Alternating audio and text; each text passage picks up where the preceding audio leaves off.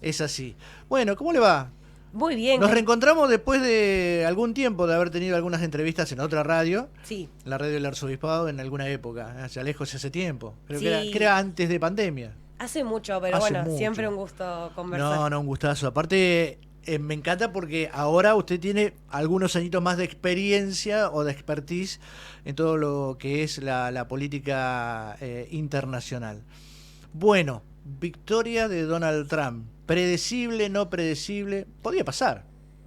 En realidad hay como dos grupos de análisis previo a la elección. Están los análisis que estaban muy divididos en términos ideológicos o muy promovidos por las partes políticas de las elecciones, que por supuesto parte de la campaña es vender esta posibilidad de que uno puede ganar. Con lo cual Kamala Harris tuvo, o sea, la candidata demócrata, mucho apoyo de medios de comunicación, así como Trump, pero también de grandes figuras públicas conocidas de los Estados Unidos, y medio que tenían esta postura de que era evidente o era una cuestión de tiempo de que iba a ganar la candidatura demócrata. Ahora, si uno analizaba los números, las tendencias de otras elecciones, tanto del continente como del mundo, y el malestar de la sociedad estadounidense respecto a indicadores económicos, de la política exterior y sociales, veíamos que era más lógico que ganase Donald Trump que Kamala Harris. Inclusive con Washi hace unos meses hablamos de esto. Ajá. Y habíamos hablado de que la tendencia o lo que veíamos era que la gran posibilidad era que gana Donald Trump, que efectivamente ocurrió y con una linda distancia respecto a la candidata demócrata. Sí, hoy, bueno, ayer yo trataba de explicar también cómo es el tema del colegio electoral, que era el sistema que teníamos nosotros antes de la reforma del 94. Sí. Se eligen electores y el que gana un estado gana todos los electores de ese estado. Exacto, y también lo interesante, sumando lo que vos comentabas ayer, es recordar el hecho de que en Estados Unidos un concepto que se usa mucho o que es clave en las elecciones son los swing states, o son los estados, digamos, que cambian de elección a elección. ¿Esto qué quiere decir? Hay estados que son perpetuos. Todas las elecciones ganan Estos siempre... son demócratas, estos Exacto. son republicanos. Como acá decir una provincia es peronista o una provincia es radical o del PRO, bueno. Pero cada elección va a haber algunos estados que se consideran que puede ocurrir cualquier cosa, que generalmente los candidatos le dedican mucha campaña a esos estados. Claro, habían metido en el último día todo el esfuerzo en Pensilvania, por ejemplo, que tenía 19 electores. Exacto. Según varios estudios, acordaban que había 6 estados que en esta elección eran swing states, que uno era Pensilvania, Wisconsin, Michigan, Nevada, Georgia y Arizona, que en todos ganó Donald Trump. Sí. 270 y pico de electores. Sí, los últimos números teníamos 295 295, sí, de ayer era 270, hoy ya Exacto, era 295. Y que son aproximadamente 73 millones de votos versus los 68 millones de votos de Harris. No esta vez, pero pasó, creo que en la anterior elección de Trump, que Hillary Clinton sacó más votos, pero no más electores. O sea que individualmente los norteamericanos la votaron más, pero en los estados, por este colegio electoral, ganó más electores en ese momento Donald Trump. Sí, porque también cada estado tiene diferentes normativas respecto a los colegios electorales. Pero bueno, realmente lo interesante es entender también qué significa que gane Trump en un contexto internacional también muy convulsionado y con Argentina también en una posición distinta a lo que fue el triunfo de Biden en su momento. Ayer festejaban... Sí, lo que... prácticamente tirando bengalas. Sí, lo que creo que está bueno aclarar o al menos plantear o poner sobre la mesa es que por la postura que Donald Trump ha planteado y los argumentos que ha defendido sobre la política exterior estadounidense, no evidencia que esto implique mayores beneficios económicos financieros para Argentina. Sí implica obviamente una alineación ideológica o política, pero algo que plantean muchos colegas y que analizamos lo que estamos trabajando con Asia o con Oriente, es que Estados Unidos tiene como parte de su prioridad América Latina porque durante muchos años, como todos saben, es como su patio trasero, bueno, es el continente donde compartimos, ¿no?, ciertas cuestiones geopolíticas. Sí. Ahora, Estados Unidos ya no tiene los recursos materiales para sostener esa alineación. O sea, no tiene incentivos para que los países se alineen de forma tan estricta como en el siglo pasado, donde efectivamente ser parte del bloque occidental tenía otros beneficios. Hoy, dentro de lo que son las distintas potencias, China o los BRICS están ofreciendo otros beneficios, que eso también genera distintas disputas en lo que es la región de América Latina. Sí, estaban viendo, incluso había algunos analistas que hablaban de de un liderazgo de una nueva derecha internacional a través de Donald Trump, que digamos de las potencias alineadas con este pensamiento es la más importante. Bueno, buenísimo el comentario porque dentro de lo que son los debates acerca de la izquierda, las derechas, las posturas a favor de la globalización o en contra de la globalización, a Donald Trump se lo ubica en un rol bastante especial que lo diferencia de Milei, por ejemplo, Sí. o de otras derechas, que ellos se ubican dentro de lo que se conocen como las ultraderechas patriotas. Esto quiere decir que tienen características propias del liberalismo económico ultranza, pero con valores patrióticos. Pero con la bandera ahí. Exacto, ¿y qué implica esto? Que bueno, sí, obviamente vamos a defender la libertad del mercado, los valores tradicionales, o sea, hay como un montón de cuestiones de ultraderecha, pero siempre poniendo el foco en la nación. Correcto. O en la patria. Cuestión que actualmente con Argentina no estamos pasa. viendo. Acá te abren importaciones, no interesa tanto la industria, Exacto. al menos en estas primeras medidas, ¿no? Al menos lo que se está viendo, no hay una concepción de nacionalismo, patriotismo como sí lo tiene Donald Trump. Entonces creo que eso es interesante, destacar la diferencia. Son derechas, ultraderechas, pero en el caso de Estados Unidos, con valores y propuestas pensadas para la patria o para la nación, a diferencia de Milei, que está como en una concepción mucho más anarcocapitalista y de una internacionalización muy fuerte, que genera obviamente choques, que son muchas demandas sociales que hoy está teniendo, que uno puede estar dentro de una perspectiva, una postura liberal de derecha, pero cuidando ciertos intereses nacionales, Claro. que es lo que actualmente no se está viendo en Argentina. Es la derecha, pero lo nuestro primero. Es así. Bueno, por eso el Make America Great Again, MAGA, que es Exacto. lo de Trump, implica eso, que Sí. el discurso, porque esto también está bueno diferenciar. Estamos viendo muchas crisis de la democracia porque una cosa es el discurso de los candidatos y otro lo que efectivamente pueden ejecutar o plantear como política pública en la realidad.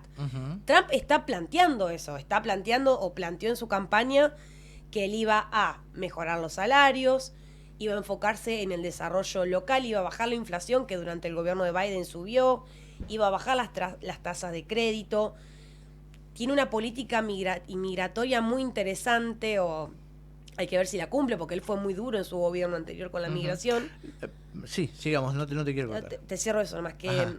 plantea ahora, es como un switch o un pequeño cambio, de que va a tener una política migratoria muy fuerte de expulsión o de llevar a sus casas, digamos, a los inmigrantes ilegales o que tengan también antecedentes, pero propone que sí va a haber una línea de permitir que aquellos inmigrantes que terminen la universidad o que puedan acceder a la universidad y tengan títulos universitarios, sí se puedan quedar. Yo quisiera ver cómo lo va a implementar Sí, en la es práctica complicado. eso, porque es muy complicado. Con todo esto, mucho voto latino. Mucho voto latino, porque tiene mucho que ver con los problemas económicos que estaba viviendo Estados Unidos.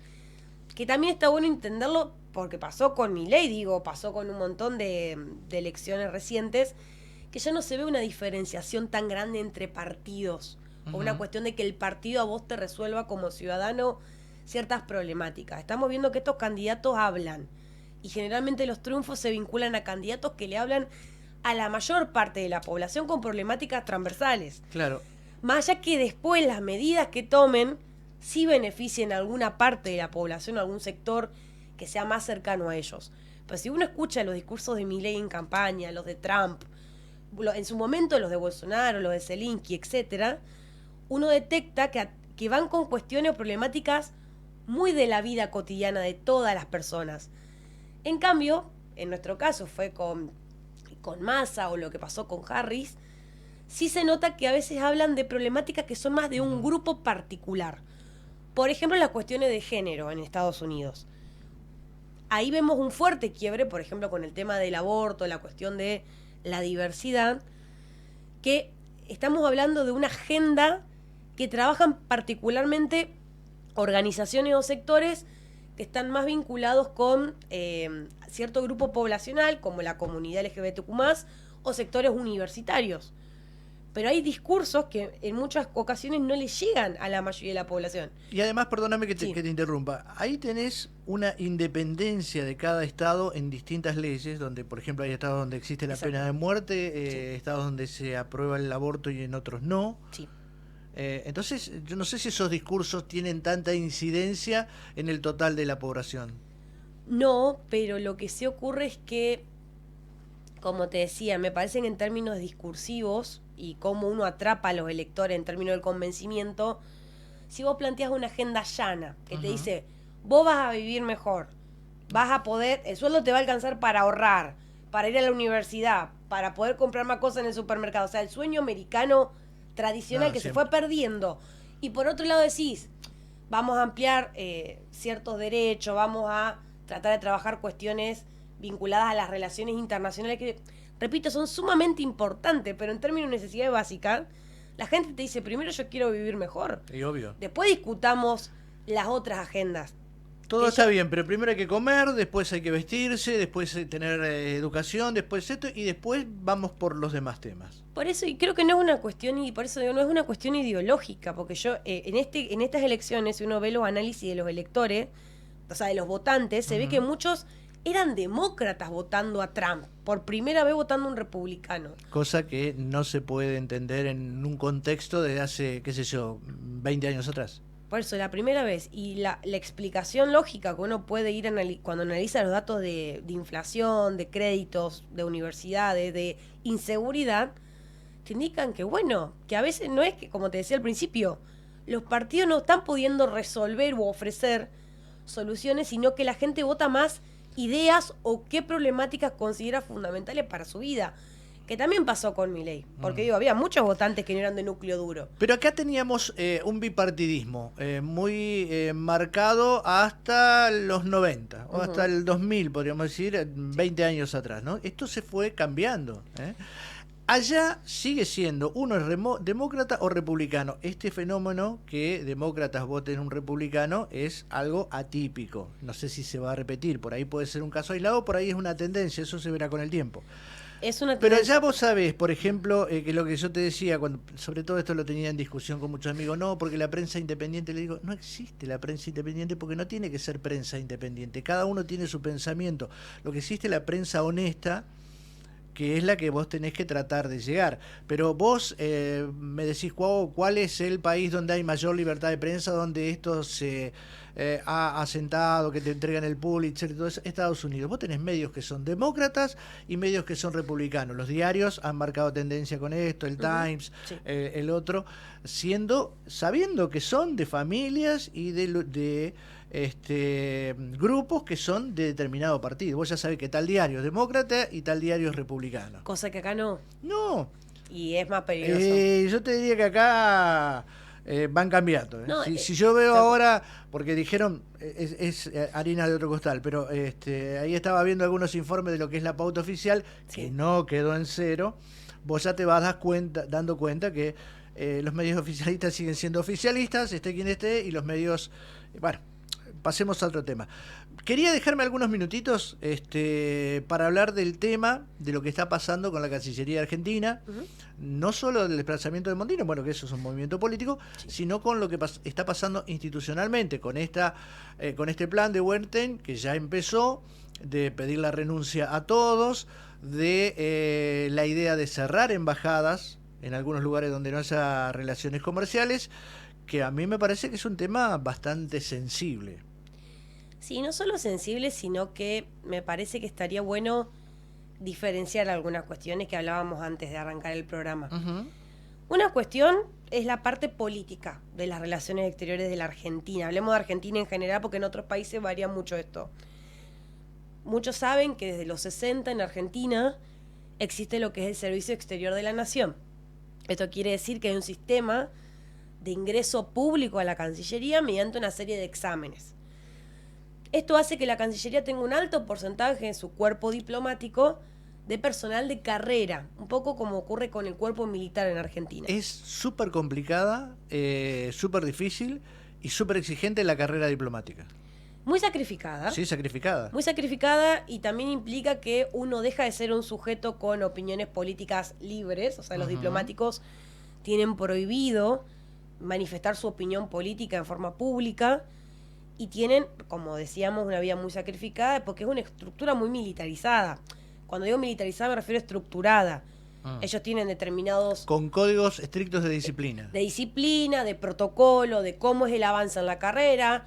Una carrera sacrificada porque no todos llegan embajadores, eso también hay que decirlo, no todo diplomático llega a ser embajador. No, nosotros no hemos pasado a eso con los embajadores políticos, ni a que hablar de, qué sé yo, no sé, Miguel del Cel o Luis Juez con los exabruptos, que un diplomático de carrera jamás hubiera cometido.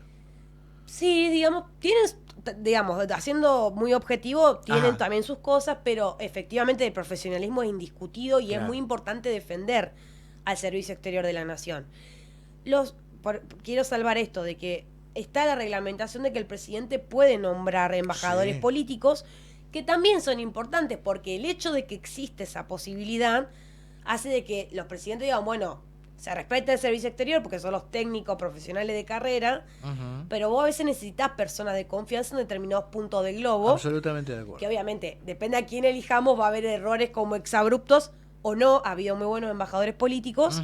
Pero bueno, lo que quiero decir es que lo grave de lo que pasó, como bien decías vos, no es correr a la canciller, porque ya había comentarios en el mundo de las relaciones internacionales que se la podía correr. Es prerrogativa del presidente. Eso es político. Lo grave fue lo que comunicó Milei cuando ocurrió lo de la votación de Cuba, que fue por lo que echaron a Mondino, o al menos con esa argumentación, que sacaron un comunicado que en una parte decía de que se iba a investigar a todos aquellos diplomáticos de carrera que fuesen, cito textual, enemigos de las ideas de la libertad. Esto nunca pasó en democracia en Argentina, en primer lugar porque implica de forma Persecución directa, política. Sí, una persecución política, y aparte, esto para los abogados, ¿qué significa enemigo de las ideas de la libertad? O sea, digamos en términos prácticos, es muy amplio el concepto de enemigo de la idea de la libertad. Uno, que es gravísimo en términos democráticos. Y dos, es un paraguas que te habilita a quitar a cualquier persona que no esté a tu gusto. Pero aparte es un contrasentido porque te impide la libertad de opinión, la libertad de expresarte o la libertad de cumplir tu trabajo como diplomático, de asesorar en base a tu expertise y a tu experiencia diplomática. Exacto, porque la naturaleza del diplomático es que ellos no opinan. Ajá. Ellos emiten análisis, son parte de los equipos técnicos. O sea, La decisión es del embajador. la decisión es del presidente, del canciller o de la canciller, y obviamente los embajadores, que tienen un rol de liderazgo de los equipos diplomáticos de las sedes. Pero es muy grave que se esté amenazando a un cuerpo profesional de que si no asesoran de forma ideologizada, como plantea el presidente, son enemigos de las ideas de la libertad. ¿Eso puede llegar a judicializarse si está? Podría judicializarse, sí. Porque la Cancillería tiene un largo historial y también tiene como vos decís, protocolo, disciplina de funcionamiento. Y aparte, repito, son personas profesionales que están durante años en áreas, formándose en la especificidad de las temáticas, en cómo negociar con otros actores. O sea, gente sumamente técnica.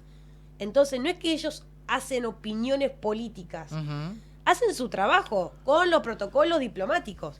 Entonces, es grave porque estamos hablando de que directamente estamos aboliendo, diciendo no sean profesionales, hagan trabajen o asesoren sí o sí con el lineamiento que yo, como presidente o persona, deseo que se entienda la relación internacional.